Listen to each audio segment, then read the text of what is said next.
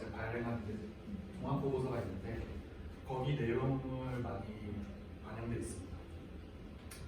그래서 일단 첫 번째 여러분들도 이제 세월호를 보시면서 많은 걸 이제 생각하고 느꼈을 것 같은데 여러분이 현재 알고 있는 침몰 원인은 뭐가 가장 유력하다고 생각을 하시는지 뭐에 대해서 알고 계시는지 좀 먼저 묻고 싶거든요. 일단은 그 많은 루머들 중에 있었던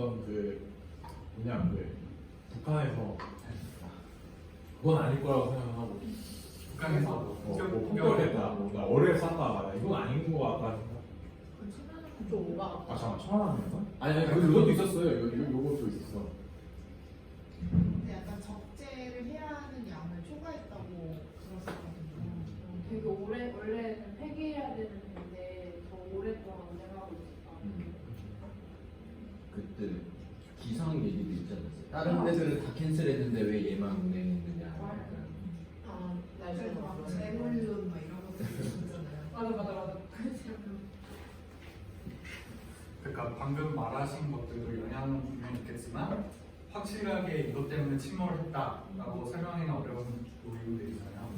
그래서 오늘 내용들 중에 이제 그런 것들도 포함이 되는데 한번 같이 살펴보시면 좋을 것 같아요.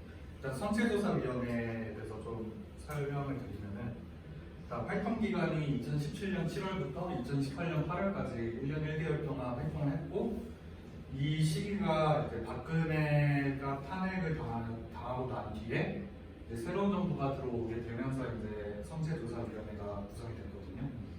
그래서 국회에서 이제 5명을 선출했는 전문가들을 이제 선출했는데 여당에서 2명, 야당에서 3명을 선출하고 그 희생자 가족 측에서 선출한 3명 이렇게 해서 8명 위원으로 구성이 됐어요. 그래서 이제 양력들을 좀 보셔야 된다고 생각하는 게 이 사람들이 실제로 원인 규명하고 각자의 주장을 다 어필을 하거든요. 그래서 이 사람들이 어떤 배경을 가지고 어떤 말을 하는지 저는 좀 자세하게 관찰을 했습니다. 그래서 일단 변호사가 2명 있었고 공학 박사가 3명 있었고 항해학 박사가 3명 있었는데 이 구성 인원을 보시면은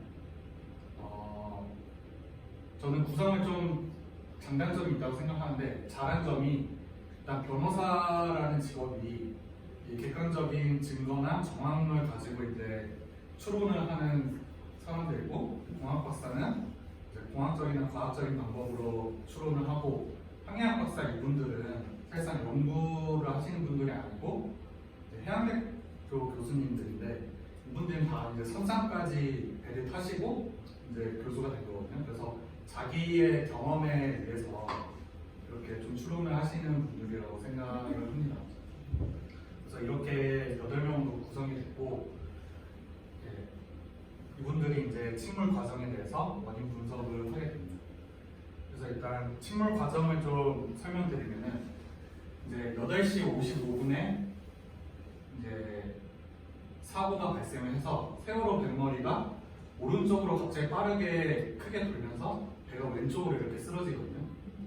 이게 굉장히 비이상적인 거동을 보였어요. 그래서 몇십 초 만에 이렇게 자연으로 45도 크게 기울어져 버렸고 그리고 100분이 지난 게 침수 과정이 또 굉장히 빠르게 돼가지고 100분이 지난 쯤에 이제 이렇게 뱃머리만 남기고 완전히 침수가 돼버렸거든요.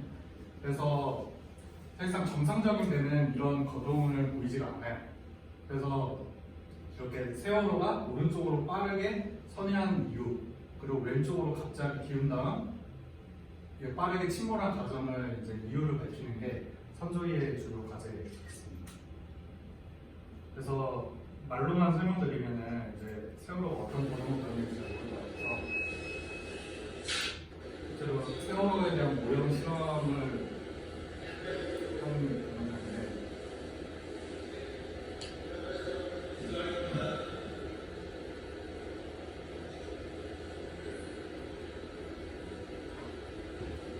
안정적으로 거동을 하다가 갑자기 이쪽 방향으로 크게 돌게 됩니다.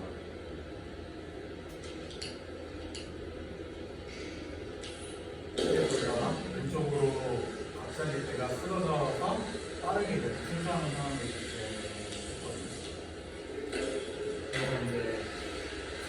배가 오른쪽으로 이제 급선하는 이유와 배가 왼쪽으로 넘어지는 이유에 대해서 딱 두 가지 결과가 나왔거든요. 네, 선조위에서 그 안타깝게도 조사 기간 동안 하나의 결론을 못 정했어요. 그래서 각각 의견이 달라져가지고 이제 내인설과 외인설로 나눠가지고 결론 두 가지의 보고서를 냈거든요.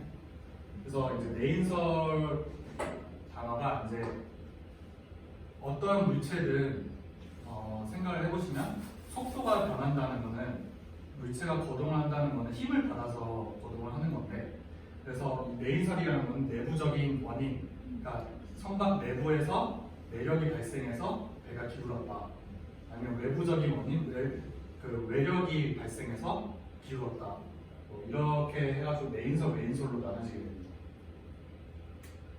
그래서 이제 내인설 먼저 살펴보면은 일단 처음에 이제 박근혜 정부 때 이제 세월호 조사하는 분들이 검경수사대 막 이렇게 해가지고 검찰하고 이제 심판원에서 이제 조사 결론이 냈던 게 조타가 결국에 이제 사람 잘못으로 됐어요. 그러니까 세월호가 인양되지 못했고 이제 증거들이 너무 부족하다 보니까 정황 증거들로 이제 판단을 하다 보니까 결국에 이제 그냥 조타수가 조타를 잘못해서 이제 배가 잘못 움직였다 이런 식으로밖에 결론을 못 냈거든요.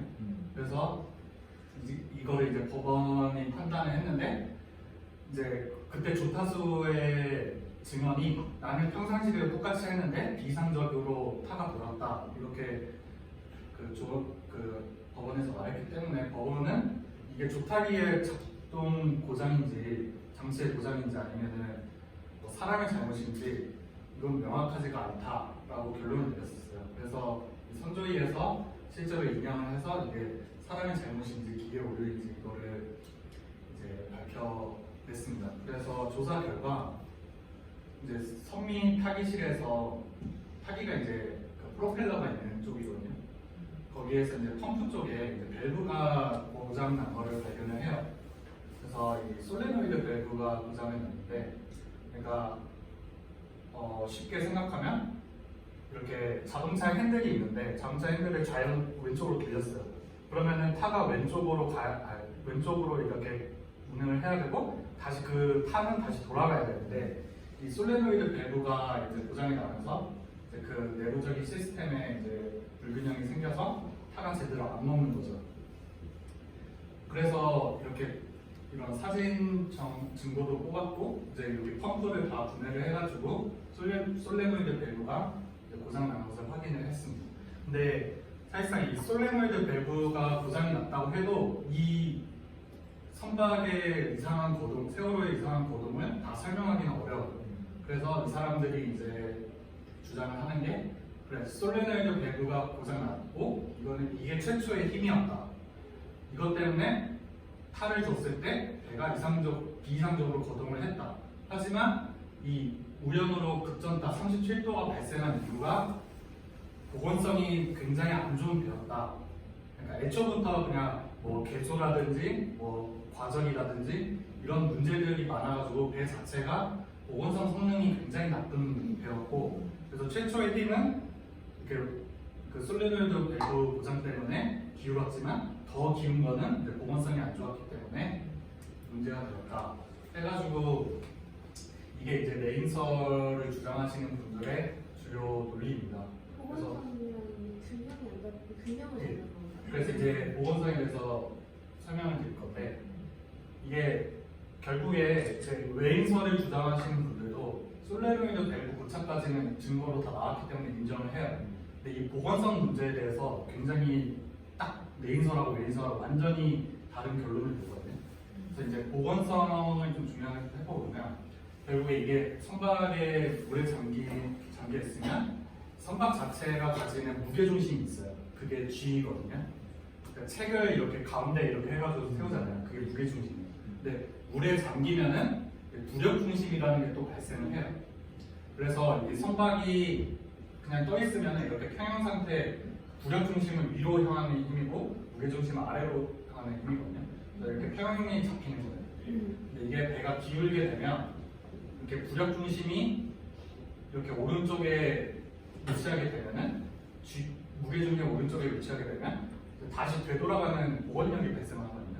그래서 선박이 기울었다가 다시 이렇게 돌아오는 힘은 그 부력 중심이 오른쪽에 해당되니까 이렇게 다시 돌아오는 복원력이 발생을 하는 거예요. 그래서 선박 같은 거는 계속 이런 운동을 할 수 있는 게 이 복원력 때문에 하는 거죠. 그래서 이 복원력이 안 좋다는 거는 결국에 이렇게 선박이 기울었을 때 다시 돌아오는 힘이 약하다. 그래서 결국에 이렇게 계속 넘어질 수밖에 없다라는 말이 되거든요. 그래서 이 복원력을 제일 알 수 있는 방법이 이 G하고 M의 거리를 가지고 GM 거리를 가지고 판단을 해요. 그래서 나중에 뒷부분에 이제 GM 거리에 대해서 나오는데 GM 거리가 짧으면 안 좋은 거고 길면은 좋은 거예요. 근데 또 너무 길면은 복원력이 너무 세기 때문에 그렇게 좋은 건 아니지만 어쨌든 GM이 한 1 정도로 유지되는 게 가장 좋은 움직임이라고 설명이 되거든요. 어쨌든 복원성에 대해서 많은 이제 논란을 하게 됩니다. 그래서 이제 내인설 쪽에서는 이제 복원성이 안 좋았던 이유, 복원성을 계산을 하는데 복원성이 안 좋았던 이유가 이제 개조를 하게 돼요. 이제 개조를 하게 되면서 무게 중심이 올라가게 됩니다. 그래서 무게 중심이 올라갔다는 거는 여기 G가 올라갔기 때문에 이 GM하고 거리가 짧아졌잖아요. 네. 그래서 결국에 이제 복원성이 안 좋아졌다. 그래서 개조뿐만 아니라 그때 상황이 과적이 돼 있었고 고박 상태도 안 좋았다. 그래서 배 복원성이 매우 안 좋은 상태였다고 이제 주장을 하게 됩니다. 그래서 이제 내인설 같은 경우는 복원성을 계산했는데 0.406으로 평가를 했고 내인설은 세월호 복원력이 괜찮은 상태로 평가를 했어요. 0.707로 평가를 했는데 1 정도가 이제 정상적인 배들의 운항 상태거든요. 그래서 0.406이면은 굉장히 안 좋은 편이고 707이면은 그 정도는 안 좋진 않았다 이렇게 주장을 하고 있습니다. 그래서 실제로 이제 선체조사위원회 내인설과 이제 내인설 하시는 분들의 결과 계산인데 이렇게 달라진 이유가 결국에 이 평형수라든지 뭐 화물이라든지 이런 것들을 다 그때 인양을 해가지고 나온 그런 증거들로 다 추론을 한 거거든요. 아, 이 정도쯤 되겠다, 이 정도쯤 되겠다 해가지고 다 추론을 해가지고 계산했기 때문에 각각 다른 값이 나왔고 웨인설이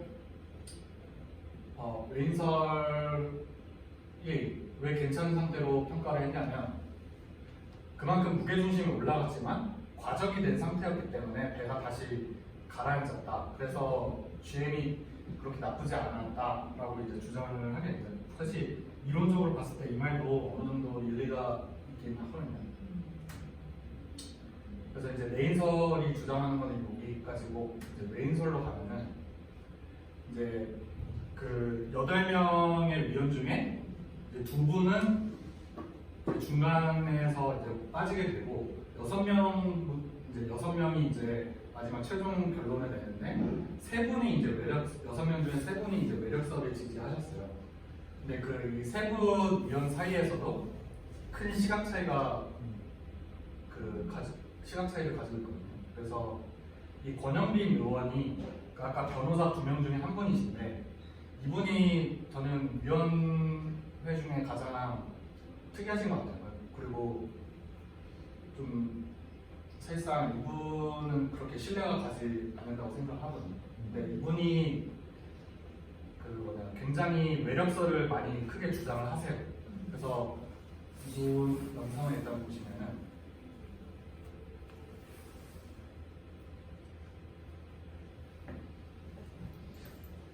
그래서 하나 좀 궁금한 게 있는데 아까 이렇게 세월호가 오른쪽으로 턴을 하다가 이렇게 왼쪽으로 넘어간 거잖아요. 근데 그냥 제가 생각했을 때는 배를 이렇게 타고 가다가 저희가 오른쪽 확 급턴하면은 이렇게 배가 이렇게 보통 이렇게 오른쪽으로 쏠리잖아요. 근데 어떻게 오른쪽으로 쏠리는데 이게 이렇게 이쪽으로 제가 생각할 때 이게 오히려 안쪽으로 더 힘이 이쪽으로 가야지 것 같은데. 그러니까 그게 주요 원인이라는 거죠. 그러니까 이렇게 오른쪽으로 이렇게 해서 이렇게 가야 되는데 갑자기 이렇게 가다가 이렇게 됐잖아요. 그래서 이게 무언가 충돌하지 않았냐. 그래서 이제 매력설이 나온 거거든요. 근데 복원력이 그러면 이제 이렇게 배가 이쪽으로 기울었으면 이렇게 다시 돌아가는 그걸 말하는 거거든요. 근데 복원력이 약한 오히려 강하다고 주장해야 되는 거 아니에요?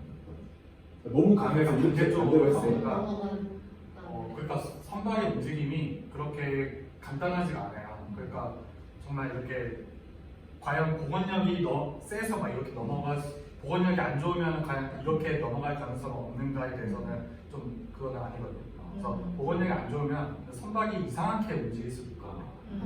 반대로 간다라는 게 움직이는 그러니까 선박의 움직임이 막 나누면 한 6가지가 있어요. 막 서지 힐링 뭐 이런 식으로 돼 있어가지고 그런 것들 다 종합적으로 평가를 해서 움직임을 보여야 되기 때문에 그냥 복원력이 안 좋으면 그냥 이상한 어둠을 보인다, 침몰할 위험성이 있다, 약간 이렇게만 보이는 수치로 보거든요.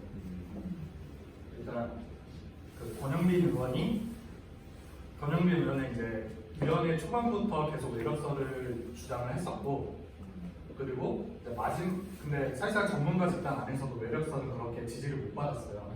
근데 이분이 이제 선조의 마지막에 세월호 선체 안팎에서 큰 변형이 확인됐습니다. 선체조사위 일부에서는 외력의 근거라는 주장이 나왔는데 선조위의 활동 종류를 코앞에 두고 논란이 거세질 것으로 보입니다. 김재선 기자가 보도합니다. 세월호 기관실 옆에 위치한 핀 안정기실입니다. 선체 벽면 기둥이 앞으로 휘어져 있는 모습이 확인됩니다. 핀 안정기실 바깥에서도 선체는 움푹 들어가 있습니다. 스테빌라이저로도 불리는 균형장치인 핀 안정기는 그동안 외부 물체에 의해 부딪혔다는 의혹이 제기돼 왔습니다. 인양 과정에서 달려나간 핀 안정기가 한계 각도보다 2배 이상 돌아가 있던 점이 확인됐기 때문인데 핀 안정기실 내부에서 이 같은 변형이 확인된 것은 처음입니다. 위쪽에서 선선 쪽으로 그 피난정기 장치가 이동한 것 같은 변형을 확인했습니다.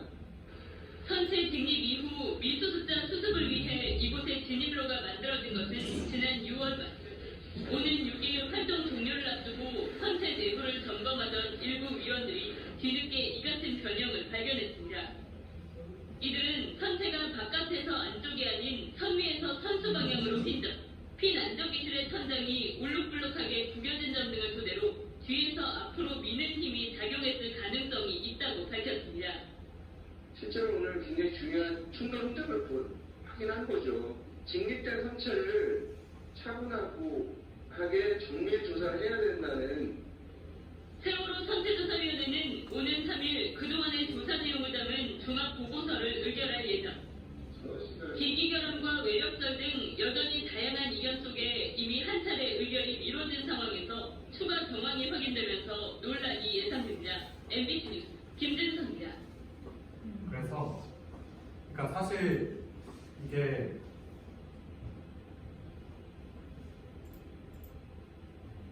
그 외력에 대해서도 그러니까 기존의 이제 검경 수사대에서 발표를 했던 거에 업그레이드된 게 이제 레인설이거든요.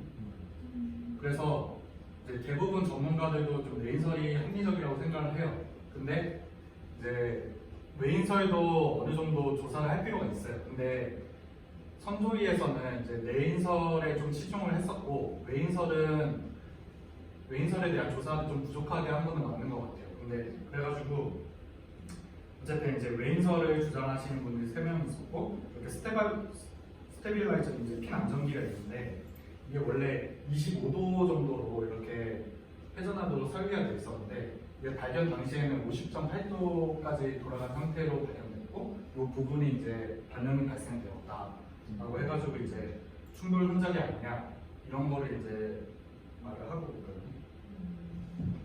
그래서 이제 선조위 활동 기간에서도 이제 외인설을 주장하시는 분들이 이제 구조 변형에 관한 그런 충돌 해석들을 많이 했어요. 그래가지고 그 이제 9가지 정도의 이제 주요 파손 부위들을 이제 찾아내서 이제 선조위 내부에서도 하고 이제 외부로 이제 용역을 주면서 그런 손상의 증거를 찾으려고 했었는데 결국에 아무것도 못 찾았거든요. 그래서 결국에 이제 침몰 외인설 쪽에서는 침몰의 그러니까 충돌의 증거는 아무것도 못 찾았어요. 그렇게 결론을 결국에 지었고요.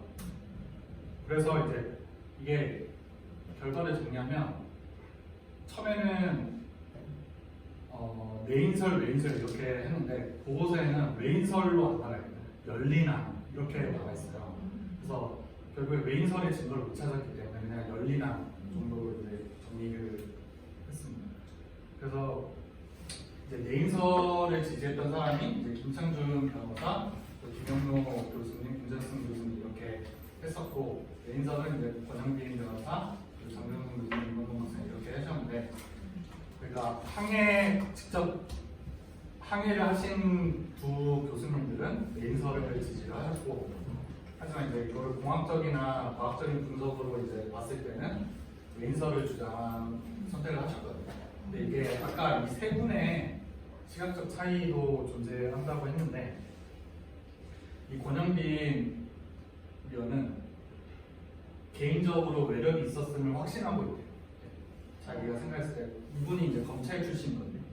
그러니까 자기가 이렇게 막 그 김어준 팟캐스트 이런 데 나가서도 말을 하는데 자기의 그런 검찰적인 감각으로 봤을 때 자기는 이 정도의 증거면은 개인적으로 매력이 있음을 확신한다. 이런 식으로 말을 할 정도거든요.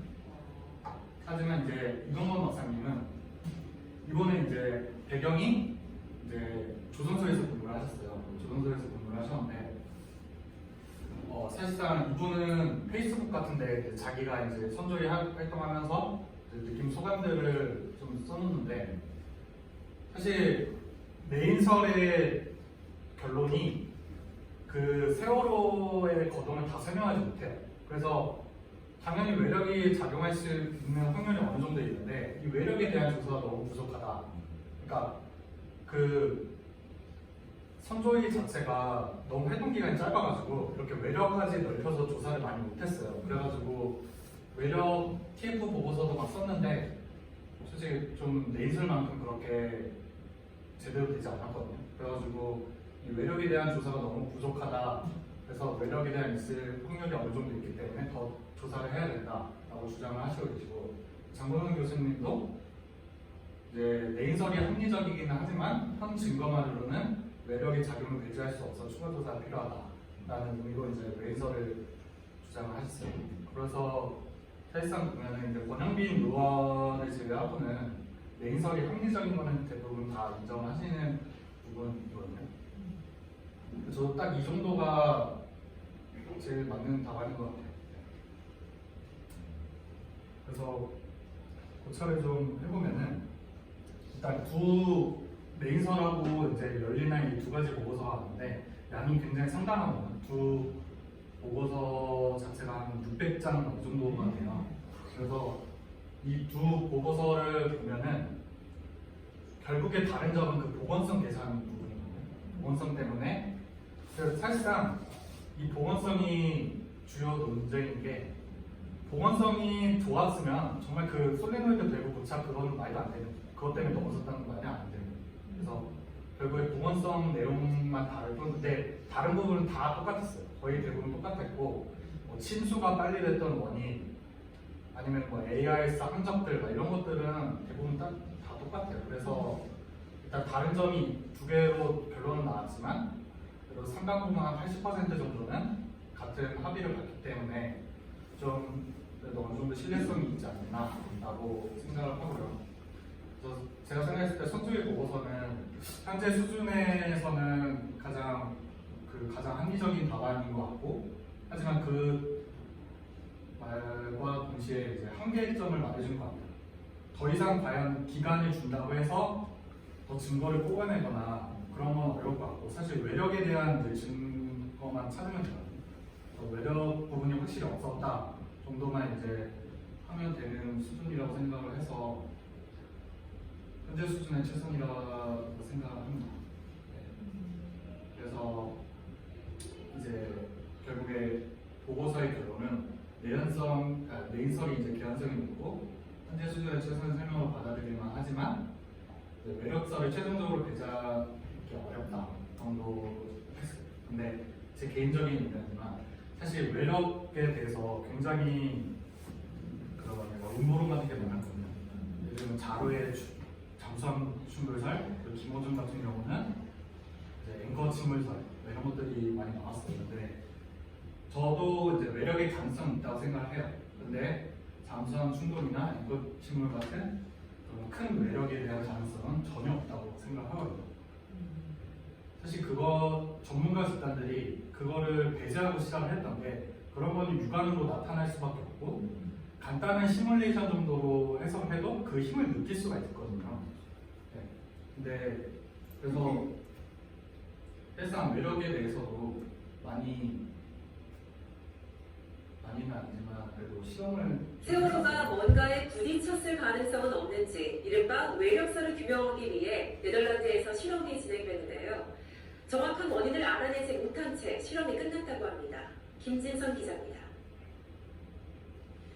세월호를 타다 모도에서 한계치를 넘어선 40도까지 다양하게 돌려가고 알려진 속력 17.5노트에서 조류를 감안한 19노트로 올려도 이게 갑자기 왼쪽으로 기울었잖아요. 그래서 여기 왼쪽에 이제 힘을 줘가지고 그 세월호가 침몰했을 때 그 비슷한 거동을 찾아내는 그 힘을 실험하고 있거든요.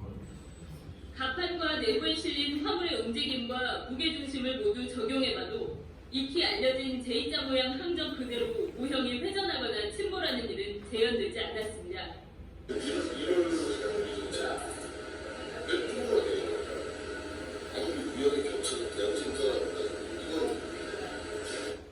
그래서 세월호 좌현에 외부 힘을 가해보는 외력 시험이 실시됐지만 결과는 마찬가지. 해양연구소 마린 측은 외력 없이도 일부 유사한 항점을 찾았다는 입장이지만 세월호가 급격히 회전한 각도나 기울기는 여전히 설명하지 못했습니다. To explain this extreme high rate of turn, and this extreme high rate of turn, according to us, is not realistic. 외력의 종류와 세기 등을 알지 못한 채 이루어진 시험은 정확한 원인을 규명하는 데 한계를 드러냈습니다. 다음 달 활동이 종료되는 세월호 선체조사위는 오늘 14일 실험 결과를 포함한 그동안의 조사 내용을 유가족들에게 먼저 발표할 예정입니다. MBC 뉴스 김진선입니다. 그래서 권영빈 의원도 이제 뭐 그런 잠수함 충돌이나 앵커 침몰 같은 그런 큰 외력은 아니지만 뭔가 작은 외력은 있었다 이렇게 주장을 현재 하고 있는 상태고, 네, 현재 하여튼 보고서의 결론은 이렇게 났습니다. 그래서 마지막으로 이게 정말 잘 정리가 됐더라고요. 이거 보시면은 용변하고 세월호 취재를 계속해오는 김성수 기자라고 합니다.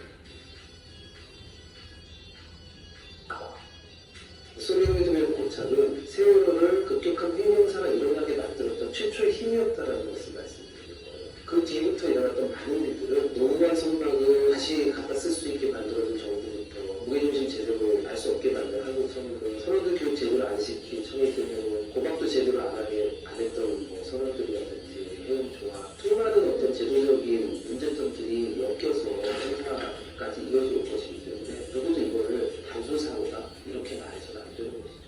일본에서 들여온 중고 선박, 등기측 이후에 보건성이 상당히 나빠진 선박에 화물을 굉장히 승조보다 많이 실었고 그것도 고박을 불량하게 한 상태에서 운항을 하다가 조타수가 실수로 오른쪽으로 굉장히 많이 틀어서 횡경사가 왼쪽으로 생기면서 고박부실 듣던 화물들이 무너지면서 침몰이 이르게 됐다. 이게 검찰의 수사가 발표했어요. 최초의 세월호가 기울어지게 한 힘을 조타수의 조타 미숙으로 놨던 거죠. 검찰. 배를 운항하는 사람들은 평생 동안에 소위 검찰이 얘기했던 급변치 그렇게 탈을 쓰는 경우가 없습니다. 그래서 검찰에서 그 수사 결과를 발표했을 때 믿는 사람이 아무도 없었어요. 그게 말이 되는 거예요. 그렇다면 세월호를 처음에 기울어지게 한 힘은 어디서 올까? 배가 한쪽으로 옆으로 확 기울게 할 만큼의 무언가 힘이 가해졌어야 설명이 되는 거예요. 그렇기 때문에 외력선이 나오는 거예요. 첫 번째, 왼쪽 물 밑에서 뭔가가 여기를 건드려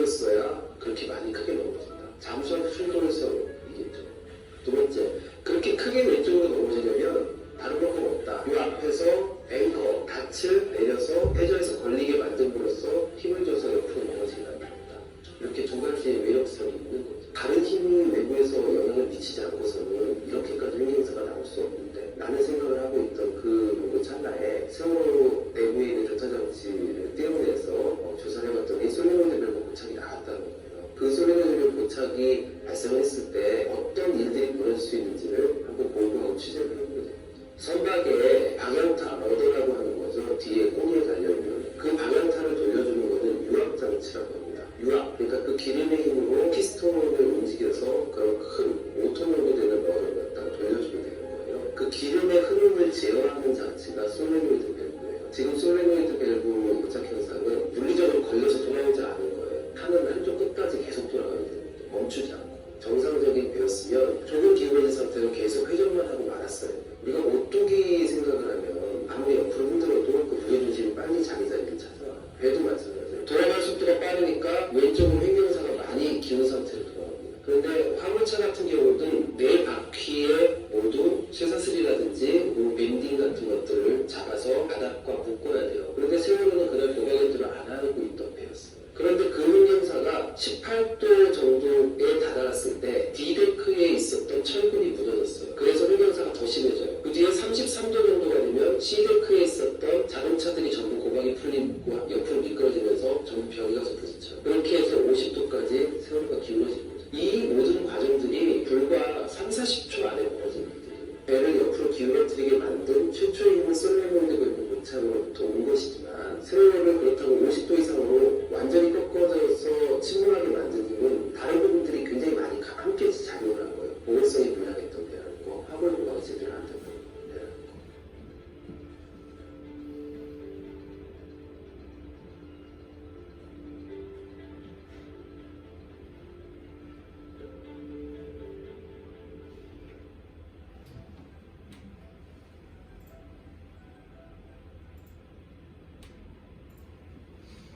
이제 여기까지가 제가 준비한 발표입니다.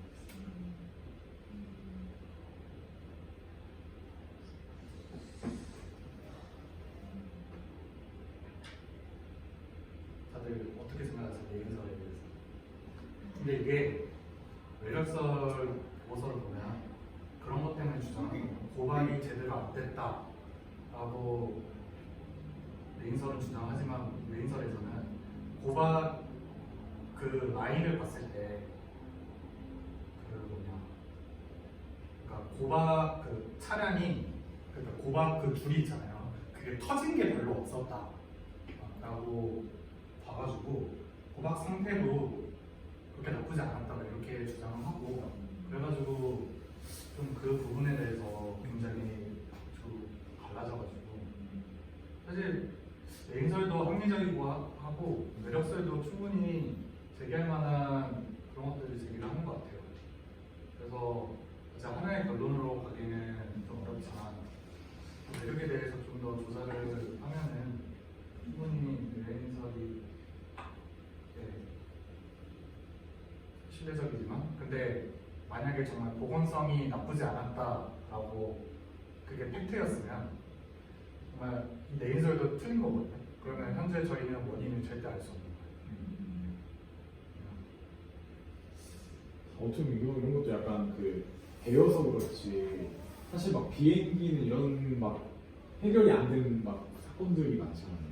그리고 갑자기 그 추락했는데 발견이 안 된다거나 왜 추락했는지 모른다거나 이게 약간 이게 진짜 근데 알 수는 없을 것 같은데 이걸 외력설이라고 해도 그거를 뭐가 부딪혔는지를 그걸 어떻게 알아? 그게 불가능할 것 같아요. 그러니까 일단 힘을 추정해내면 되거든요. 그러니까 이 세월호가 어쨌든 특정 움직임을 보여줬잖아요. 그거는 증거로 남아있어요. AIS라고 데이터가 있는데 세월호가 어떻게 움직였고 어떤 커브를 보였는지 그거 남아있어요. 그러니까 그 세월호랑 비슷한 움직임을 이제 실험을 하면서 과연 여기 얼마나 힘을 주면은 이게 이런 거동을 보이는지 일단 그 힘을 명확히 찾아내고 그 힘에 대해서 과연 뭐가 있을까라고 뭐 자동차 충돌 정도의 힘이다 그러면 거기서 자동차 충돌이 일어날 만한 게 있나? 이렇게 막 추론을 이렇게 해보는 거죠. 근데 그게 아무리 해도 그게 안 나오는 거예요.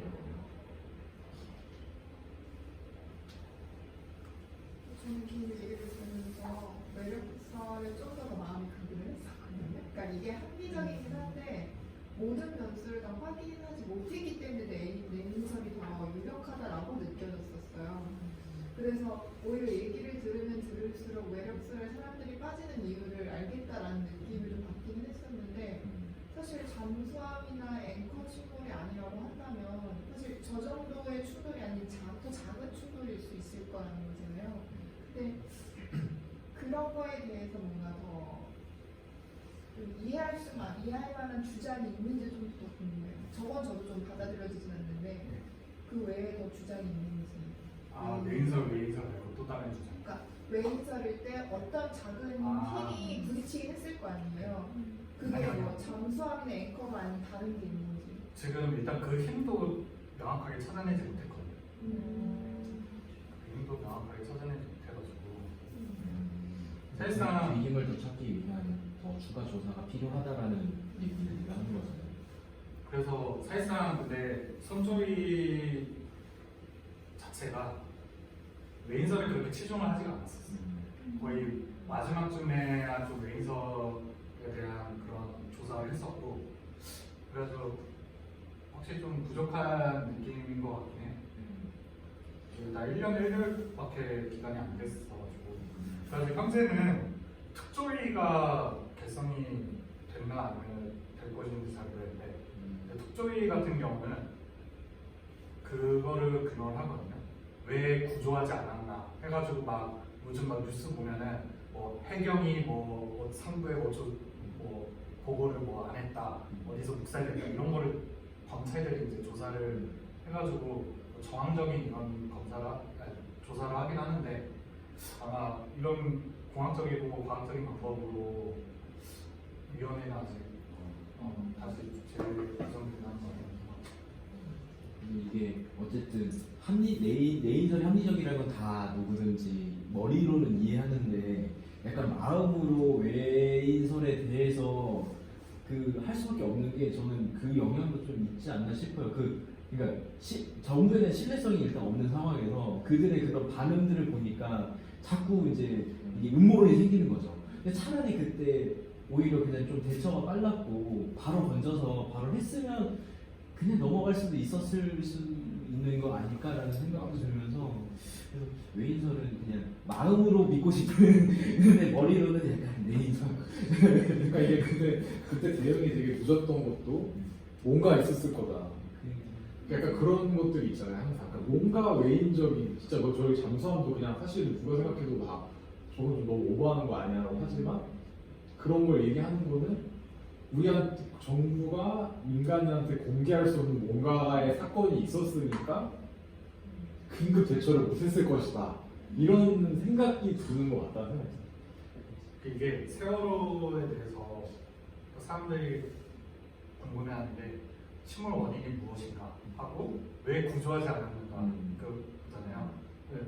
구조하지 않은 제가 생각해서 제 개인적으로 구조하지 않은 이유는 사실상 그런 음모론들은 저는 다 아니라고 생각해요. 그러니까 사실상 구조할 수 없었다가 없거든요. 저는 개인적으로 생각했을 때 이미 저는 그때 끝났다고 생각해요. 그 선장이 선내에 다 들어가 있으라라고 했을 때 그때 이미 끝났다고 생각하거든요. 구조를 만약에 그 침몰 상태에서 그러니까 이게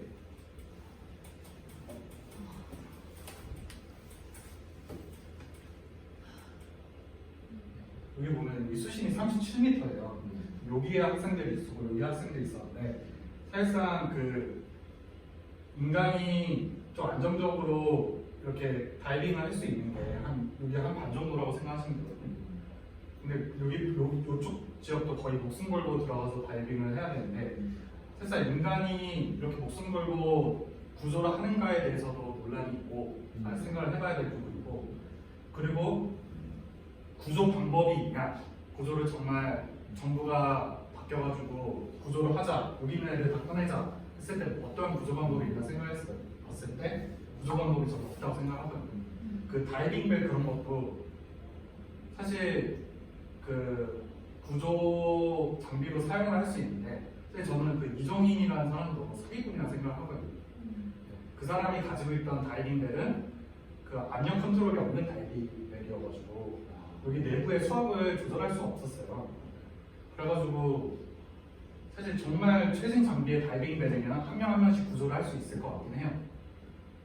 하지만 그래도 제가 침몰했을 때 그 다이빙벨을 여기 침몰 지점까지 옮기는 시간하고 그런 거를 다 생각해 보면 골든타임은 좀 놓칠 수밖에 없는 거고, 그래서 했을 때 이미 섬내에 있다는 것 자체가 그 구조하기 매우 어려운 상황이고 리스크가 굉장히 높은 상황이거든요.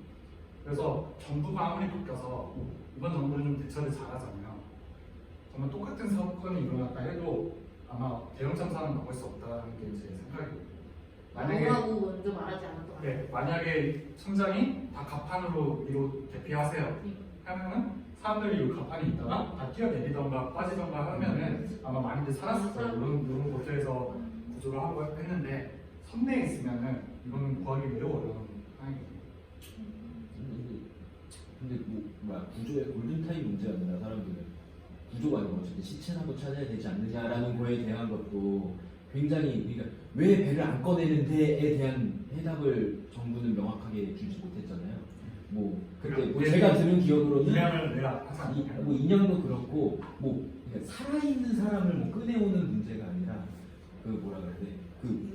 저도 이거 들은 건데 팩트 체크는 전 몰라요. 근데 미국 근처에서 훈련하던 미국 군함인가 뭔가 와갖고 우리가 도와주겠다 뭔가 했는데도 다 거절하고 그러니까 어려운 건 알겠는데 왜 시도조차 하지 않았는가? 그러니까 이런 부분에 대해서 그런 거 그러니까 제가 말하는 거는 정부의 액션을 말하는 건 아니고 정부의 액션은 당연히 잘못했죠.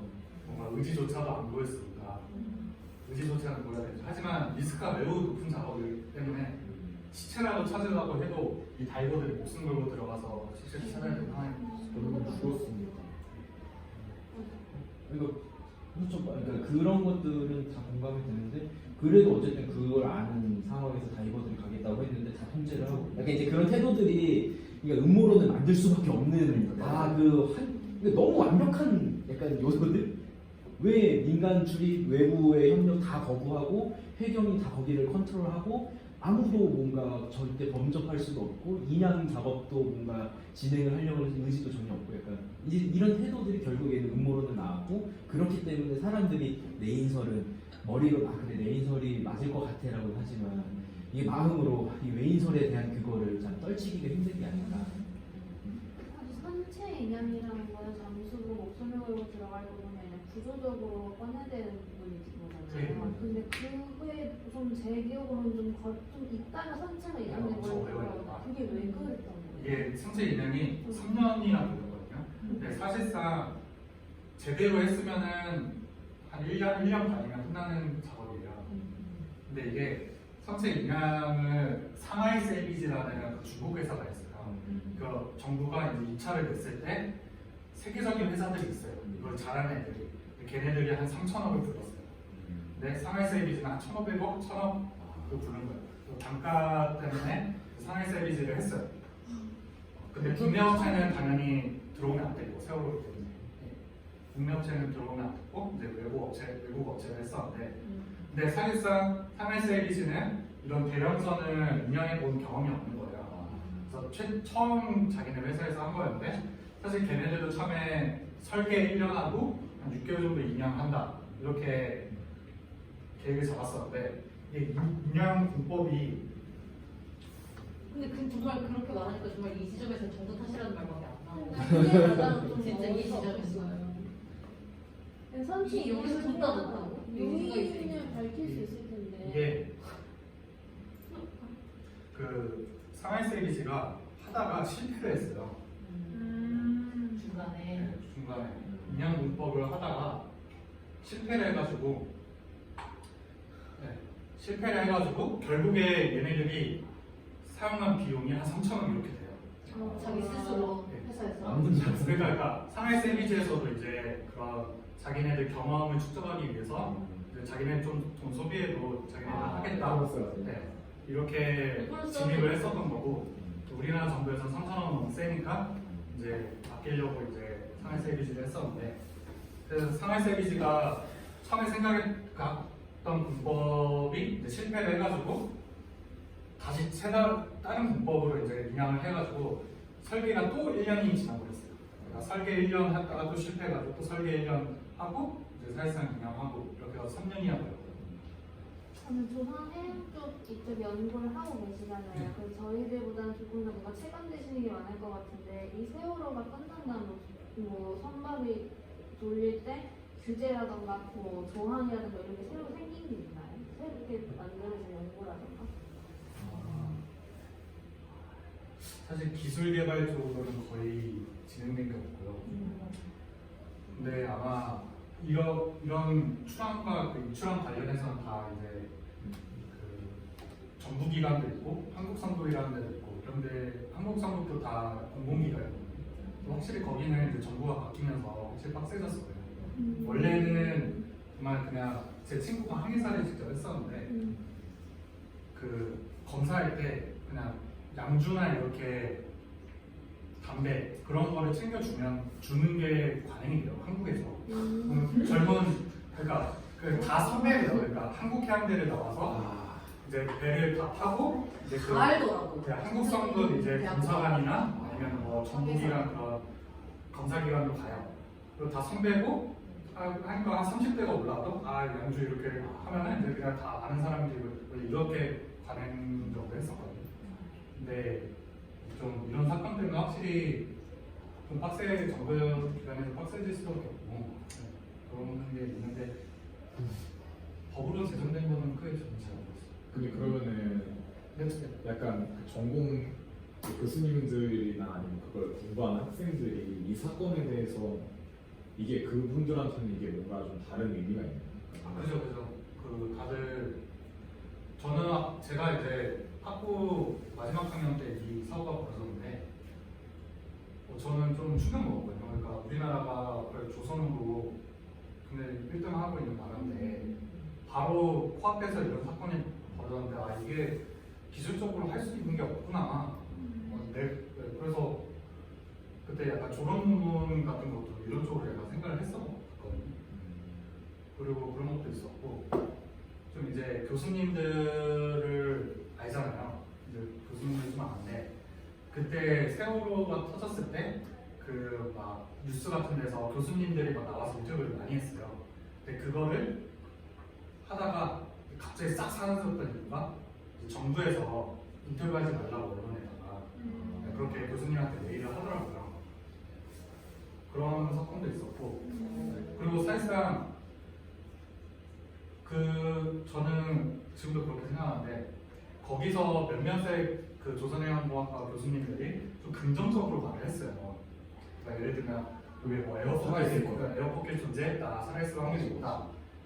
근데 사실상 전문가 입장에 봤을 때 거의 게임이 끝나는 상태였거든요. 근데 거기 대중이 다 보고 있는 상황에서 사실 어렵습니다. 이런 말 하기도 어려울 것 같아요.